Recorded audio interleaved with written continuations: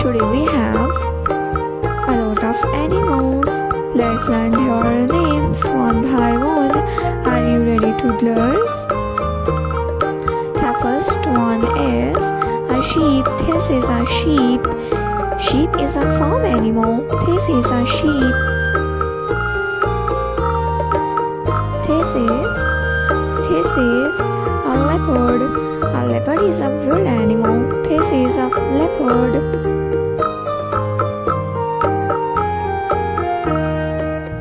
The next one is a tiger. This is a tiger. A tiger is a wild animal. This is a tiger. A cow.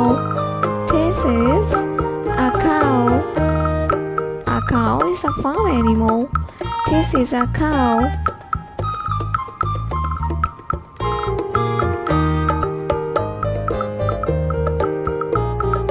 This is a leopard. This is a leopard. A leopard is a safari animal. This is elephant. E is for elephant.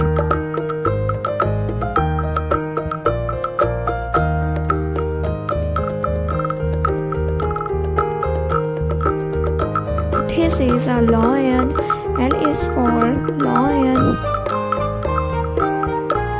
This is a duck. A duck. This is a horse. A horse.